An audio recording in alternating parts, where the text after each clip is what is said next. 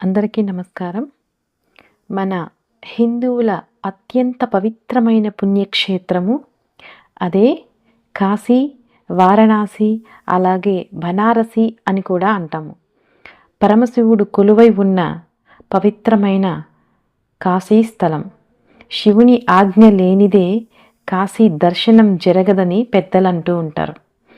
ఇక్కడ 12 జ్యోతిర్లింగాలలో ఒక జ్యోతిర్లింగం, అలాగే అష్టాదశ పీఠాలలో ఒక పీఠం, అలాగే 3000కు పైగా దేవాలయాలు, 18కి పైగా ఘాట్లు ఉన్నాయి.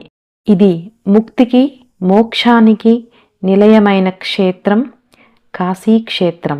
ఎవరైతే కాశీకి వెళ్ళి విశ్వనాథ దర్శనం, కాలభైరవ దర్శనం, విశాలాక్షి దర్శనం, అన్నపూర్ణాదేవి దర్శనం చేసుకుని వస్తారో వాళ్ళ జీవితంలో ఖచ్చితంగా మార్పులు ఉంటాయి అని పెద్దలు అంటూ ఉంటారు.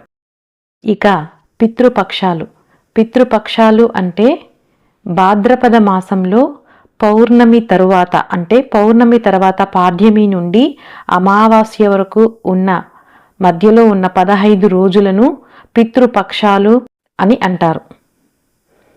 ఈ పితృపక్షాలలో మన పెద్దలు చనిపోయిన వారికి తర్పణాలు, పిండ ప్రదానాలు చేస్తూ ఉంటారు.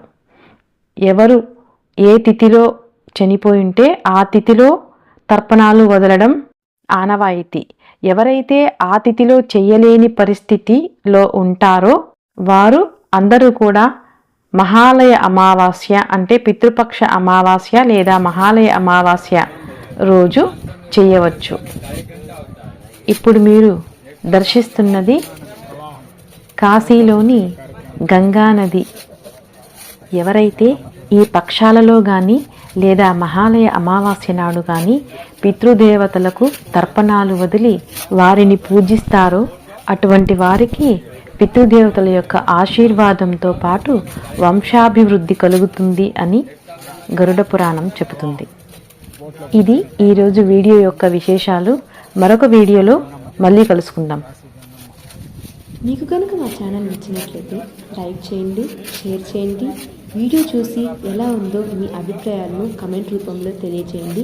అలాగే మేము చేసే వీడియోలు వెంటనే మీకు నోటిఫికేషన్ రూపంలో వచ్చి చేరాలంటే సబ్స్క్రైబ్ చేసుకొని పక్కనే ఉన్న బెల్ ఐకాన్ క్లిక్ చేయండి. Thank you.